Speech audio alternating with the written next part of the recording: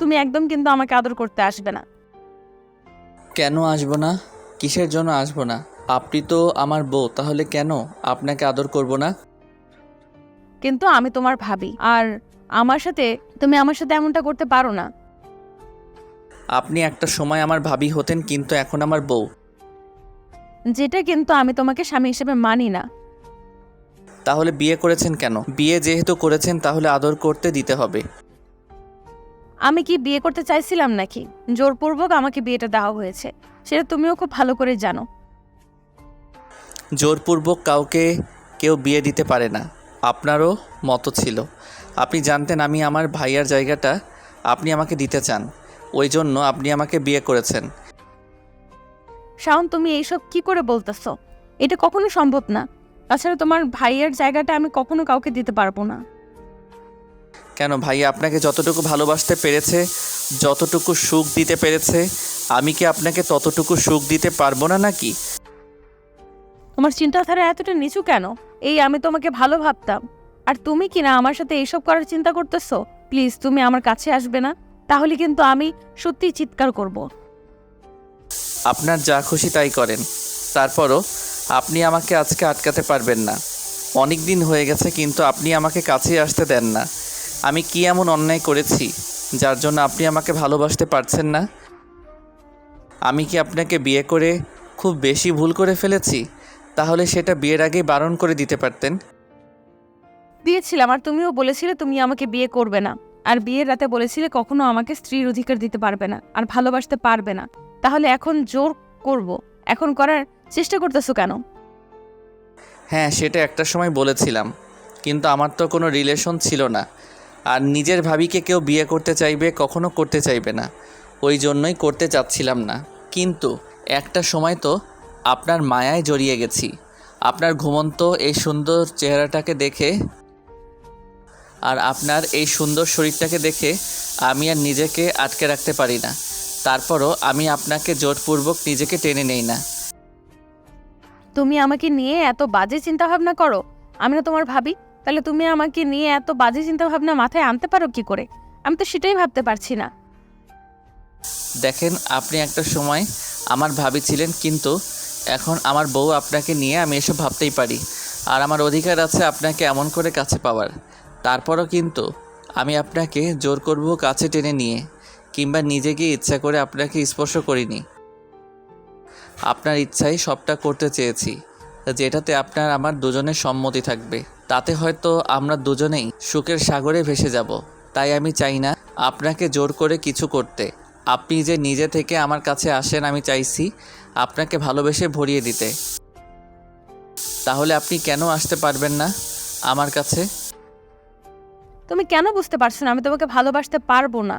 আমি তোমার ভাইয়াকে ভালোবাসতাম, তোমার ভাইয়ার সাথে আমার সবই হয়েছিল। দুজন দুজনকে এত বেশি ভালোবাসতাম, তারপর আমি তোমাকে কি করে ভালোবাসবো বলো? একটা সময় ভাইয়াকে ভালোবাসতেন, কিন্তু ভাইয়া তো এখন আর নেই। তাহলে আজকে 6টা মাস যাবৎ আপনি আমাকে ইগনোর করে চলেছেন। ভাইয়া আমাদের ছেড়ে চলে গেছে প্রায়ই 1টা বছর হয়ে আসলো। আর তারপর আপনি পুরো 4-5টা মাস নিজের বাবার বাড়িতে ছিলেন। আপনি ওখানে থাকলে কি আপনাকে অন্য কোথাও বিয়ে দিত না বলেন? নাকি আপনি সবটা সহ্য করে নিতেন এমন করেই?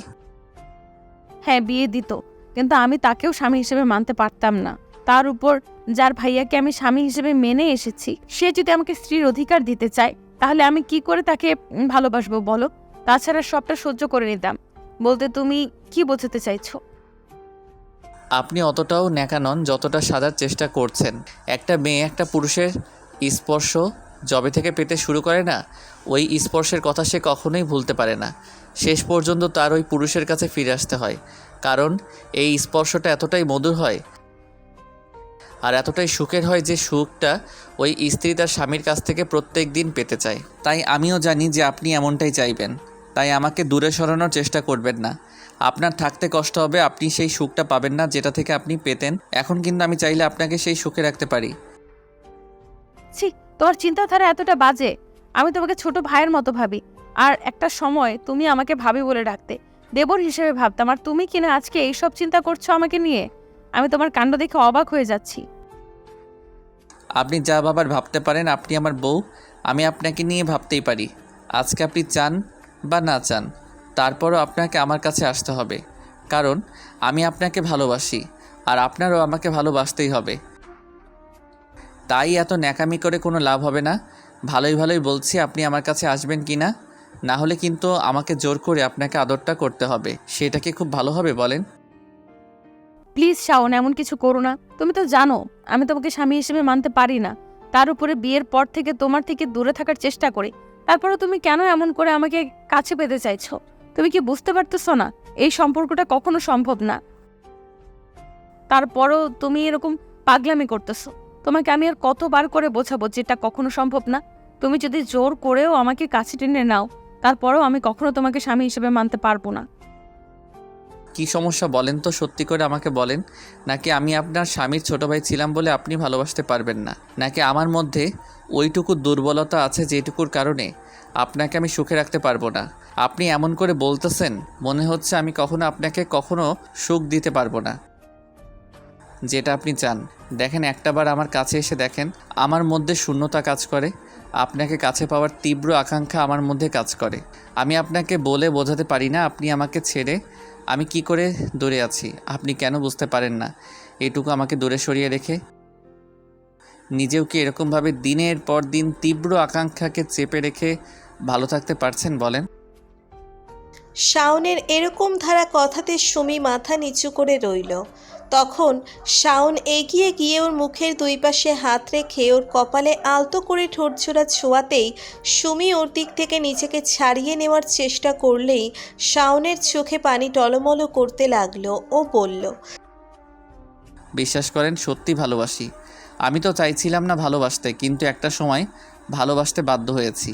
আর এখন এত বেশি ভালোবাসি যে আপনাকে ছেড়ে একটা মুহূর্ত থাকতে পারি না। আমি কোনো কাজে নিজেকে মন বোঝাতে পারি না, শুধু আপনাকে কাছে পাওয়ার একটু তীব্র আকাঙ্ক্ষার জন্য। আমি কেন বুঝতে চাইছেন না যে এই আকাঙ্ক্ষাটা কখনো মিটবে না যতক্ষণ না আপনি আমাকে নিজে থেকে এসে ধরা দিবেন আমার কাছে? আপনি তারপরও কেন এরকম পাগলামি করছেন বলেন? আপনি কি আমাকে কষ্ট দিয়ে ভালো থাকতে পারবেন বলেন? সুমি তার পরও কোনো কথা বলছে না, শাওনের দিকে অসহায় দৃষ্টিতে তাকিয়ে রইল। আর শাওন ভাবল সুমি হয়তো চায় না ওকে কাছে পেতে, তাই শাওন একটা তাচ্ছিল্যের হাসি দিয়ে বলতে লাগলো, বুঝতে পেরেছি, ভাইয়ার মতো আমিও যদি আপনার থেকে দূরে হারিয়ে যাই, তাহলে আপনি আমার ভালোবাসাটা বুঝতে পারবেন, তাই তো? সেটাই বোধহয় ভালো হবে। আপনি বাসা থেকে চলে গেছিলেন, ওইটাই ভালো ছিল। আপনার আব্বু আম্মু, আমার আব্বু আম্মুর কষ্টটা দেখে আপনাকে এখানে রাখতে আসতে চাইছিল না। তার উপর আব্বু আম্মু এত বেশি পাগলামি করছিল, যার জন্য আপনাকে বিয়েটা করতে হয়েছে। আমি চাইছিলাম না বিয়েটা করতে, জানতাম আপনি কখনো আমাকে স্বামীর অধিকার দিতে পারবেন না, কিন্তু আজকে শেষ পর্যন্ত আপনাকে বিয়ে করতে হয়েছে। আর এখন আমাকে দিনের পর দিন এভাবে পস্তাতে হচ্ছে। কী জন্য যে বিয়েটা করেছিলাম আমি সেটা নিজেই জানি না, যার জন্য আপনি আমাকে দূরে সরিয়ে দিবেন। শাওন কথাগুলো বলে কান্না করতে লাগলো। তখন সুমি এগিয়ে এসে যখনই শাওনের চোখের পানি মুছে দিতে যাবে, আর শাওন তখন ওর থেকে দূরে চলে যায় আর বলতে লাগলো, থাক, আমাকে আর কিছু বোঝাতে হবে না। আজকে অনেক দিন যাবৎ আমাকে বুঝিয়ে দিয়েছেন আপনি কেমন কী চিন্তাভাবনা করেন, আর আপনি যে আমাকে ভালোবাসতে পারবেন না সেটা আমার জানা হয়ে গেছে। তবে একটা কথা কি জানেন, আজকের পর থেকে না, এই ভালোবাসাটা আর কখনো প্রকাশ করব না। একটা সময় হয়তো এর জন্য আপনাকে পস্তাতে হবে। আর যদি আপনি চান যে আমার সাথে থাকবেন না, সেটাও করতে পারেন, চলে যেতে পারেন। এই বাসা থেকে আব্বু আম্মু আর আপনাকে আটকাবে না, আর কষ্টও পাবে না। আমি ওদের বুঝিয়ে দেব যে আপনি শুধু ওদের কান্নাকাটিতে ওদের দয়া দেখিয়ে এখানে ছিলেন। আমাকে বিয়ে করার কোনো ইচ্ছাই আপনার ছিল না। শাওনের এরকম ধারা কথাতে সুমি বুঝতে পারল শাওন কতটা কষ্ট পাচ্ছে। তো শাওন আর সেখানে দাঁড়াতে পারল না। মধ্যরাত হয়ে গেছে, তারপরও শাওন মধ্যরাতেই বাসা থেকে বেরিয়ে গেল। সারা রাত আর শাওন বাসায় আসলো না। আর সুমি শাওনের চিন্তায় পুরো পাগল হয়ে যাচ্ছে, আর ওকে বারবার কল করতে লাগলো। কিন্তু সুমিই বা কী করবে? শাওনের ভাইয়া মারা যাওয়ার পর থেকে অনেক বেশি কষ্ট পেয়েছে, কারণ দুজন দুজনকে প্রচণ্ড পরিমাণে ভালোবাসতো। আর সুমি আর শাওনের ভাইয়ার সাথে বিয়ের পুরোটা 6টা মাস হয়ে যায়, আর 6টা মাস ওর কাছে আসার চেষ্টা করেনি। কিন্তু শেষ একটা মাস ওকে ভালোবাসে সেটা প্রকাশ করেছে, বোঝানোর চেষ্টা করেছে। শাওন নিজে থেকে বলেছিল সুমিকে কখনো স্ত্রীর অধিকার দিতে পারবে না, না বউ হিসেবে মানতে পারবে। কিন্তু একটা সময় নিজের বউয়ের শূন্যতা লাইফে অনুভব করতে শুরু করে। আর রাতে যখন ঘুমন্ত অবস্থায় শাওন সুমিকে দেখত, তখন শাওন আর নিজেকে আটকে রাখতে পারতো না। ইচ্ছে মতো ওকে কাছে টেনে নিয়ে আদর দিত, কিন্তু শাওন চাইতো না ওরা অনুমতি ছাড়া এমন কিছু করতে। তাই সুমি যখন জানায় ওকে ভালোবেসে ফেলছে, তখন সুমি অবাক হয়ে যায়। সুমি ভেবেছিল ওদের এই সম্পর্কটা এমন করেই থাকবে, কিন্তু সেটা যে এত তাড়াতাড়ি প্রকাশ করে দেবে সেটা জানতো না। শাওন যবে থেকে ওকে ভালোবেসে সেটা প্রকাশ করেছে, তবে থেকে সুমি ওকে অবহেলা করে চলেছে। তারপর শাওন জোর করে ওকে কাছে টেনে নেওয়ার চেষ্টা করলো। ওদের মাঝে কি কথা হলো সেটা তো আপনারা জানতেই পারলেন। তো সারা রাত শাওন আর বাসায় আসলো না। ভোরের দিকে শাওন বাসায় আসলো, তাও মাতাল অবস্থায়। ওর এরকম ধারা অবস্থা দেখে আম্মু বারবার ওকে জিজ্ঞেস করতে লাগলো, তখনও মাতালের মতো রুমে চলে গেল। গিয়ে দেখলো সুমি বসে আছে। তখন শাওন কোনো রকমে গিয়ে সোফায় গা এলিয়ে দিতে গিয়ে নিচে পড়ে গেল। সাথে সাথে সুমি ওর কাছে যেতে গেলে শাওন ওকে আটকে দিয়ে বলতে লাগলো, থাক, অনেক দয়া করেছেন, আর দয়া করতে হবে না। এই দয়াটুকু আর আমাকে দেখাবেন না প্লিজ। আমি চাই না আমার প্রতি আর কেউ দয়া দেখাক। আপনি তো থাকবেন না, দুদিন পর এমনিতেও চলে যাবেন। আমি যখন থেকে ভালোবাসাটা প্রকাশ করছি না, আপনি যে আমার সাথে তবে থেকে থাকবেন না বলে ঠিক করে নিয়েছেন সেটা আমার জানা হয়ে গেছে। তাই অন্তত আর আমাকে এই দয়াটুকু করতে হবে না। আপনি আমার থেকে দূরে থাকার চেষ্টা করেন, সেটাই আপনার জন্য ভালো হবে। শাওন, তুমি ড্রিঙ্ক করে এসেছো? কেন এরকম পাগলামি করতেছো? তুমি তো জানো আপনি কি চান আমি আবারও বাসা থেকে বেরিয়ে যাই? তাহলে এই কথাগুলো আর কখনো বলবেন না। যদি বলেন তাহলে সত্যি এখনই বাসা থেকে বেরিয়ে যাব। শাওন হাত পা ছাড়িয়ে দিয়ে সোফাতে শুয়ে রইল। সারাটা দিন ওর আর কোনো হুঁশ রইল না। সুমি ভাবতে লাগলো শাওনকে কি জন্য মেনে নিতে পারছে না, হয়তো স্বামীর ছোট ভাই বলে। একটা সময় সুমি ভাবতো যে ওকে মেনে নিতে পারবে না, কিন্তু এখন মনে হচ্ছে যে ওকে মেনে না নিলে হয়তো শাওন তিলে তিলে শেষ হয়ে যাবে, কিন্তু মন থেকে হয়তো কখনো ভালোবাসতে পারবে না। এভাবে পুরো 15টা দিন কেটে গেল। আর এই 15টা দিনে আব্বু আম্মু ঠিক ভালোভাবেই বুঝতে পেরেছে শাওন আর সুমির মাঝে সম্পর্ক কেমন। শেষ যেদিন শাওন বাসায় আসে মধ্যরাতের দিকে, তখন সুমি দরজা খুলে দেয়। তারপর খেয়াল করে দাঁড়িয়ে আছে শাওন রুমের দিকে যেতে গেলে পড়ে যেতে নিলে, তখন সুমি ওকে জড়িয়ে ধরে ফেলে। তখন ওর দিকে একবার তাকিয়ে নিজেকে ছাড়িয়ে নেওয়ার চেষ্টা করলে ওকে বলে, কি পাগলামি করতেছো? পড়ে যাবে তো। শাওন খেয়াল করলো সুমির গোলাপের পাপড়ির মতো ঠোঁটজোড়া যেন ওকে কাছে টানছে।